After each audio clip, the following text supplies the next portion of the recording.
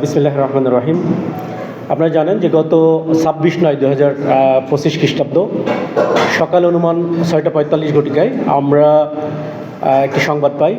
যে নড়াইল জেলার সদর থানাধীন বুড়িমারি শাকিনস্থ জনৈক আজিজুল হক মৃধা এর বাড়ির দক্ষিণ পাশে বাঁশবাগানের ভিতর তালবাগান নামক একটি স্থানে একটি গলা কাটা এবং পুরুষাঙ্গ বিচ্ছিন্ন একটি লাশ তারা দেখতে পেয়ে পুলিশকে খবর দেয় এবং সকাল অনুমান 7 ঘটিকার সময় পুলিশ ঘটনাস্থলে পৌঁছে এবং ভিকটিম আকবর ফকির, যার বয়স 60 বছর, তার লাশ দেখতে পেয়ে পুলিশ সেই লাশের পোস্টমর্টেম করে এবং আনুষঙ্গিক কার্যক্রম শেষে পোস্টমর্টেম করার জন্য লাশ নড়াইল জেলা সদর থানায় প্রেরণ করে। উক্ত ঘটনায় ভিকটিমের পুত্র মোহাম্মদ নাজির ফকির বাদী হয়ে নড়াইল সদর থানায় অজ্ঞাতনামা ব্যক্তিদেরকে আসামি করে একটি হত্যা মামলা দায়ের করে। উক্ত ঘটনার পরিপ্রেক্ষিতে আমরা এই নড়াইল জেলার গোয়েন্দা শাখাসহ নড়াইল জেলা পুলিশের একাধিক টিম বিভিন্ন স্থানে অভিযান পরিচালনা করে হত্যাকাণ্ডের রহস্য উদ্ঘাটন এবং আসামিদের গ্রেপ্তার করার জন্য।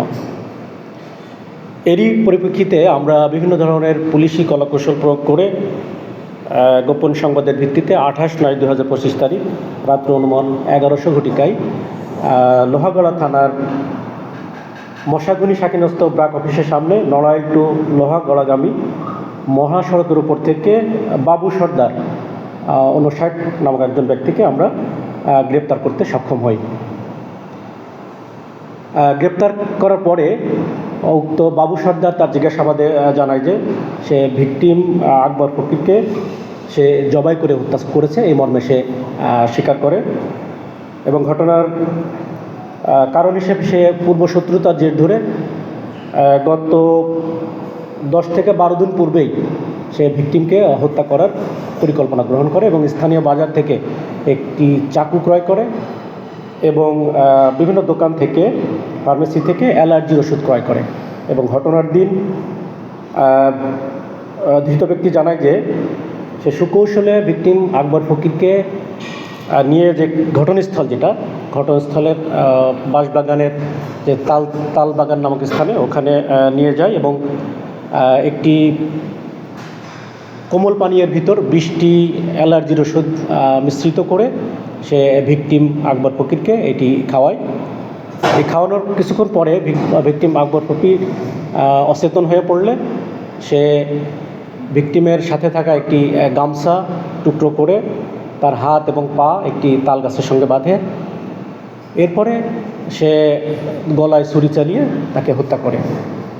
এবং তার পুরুষাঙ্গ অন্ডকোষ সহ বিচ্ছিন্ন করে স্থানীয় একটি ডোবায় সে ফেলে দেয়। তো ভিকটিম তার জিজ্ঞাসাবাদে জানায় যে মূলত জমি জমা সংক্রান্ত বিরোধ, দীর্ঘদিন যাবৎ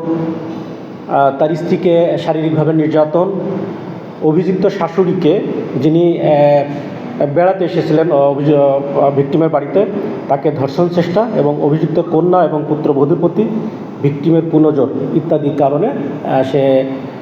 আকবর ফকিরকে হত্যা করে এবং সে একাই এই ঘটনাটি ঘটিয়েছে মর্মে স্বীকারোক্তি দেয়। অভিযুক্তকে বিজ্ঞ আদালতে সোপর্দ করা হলে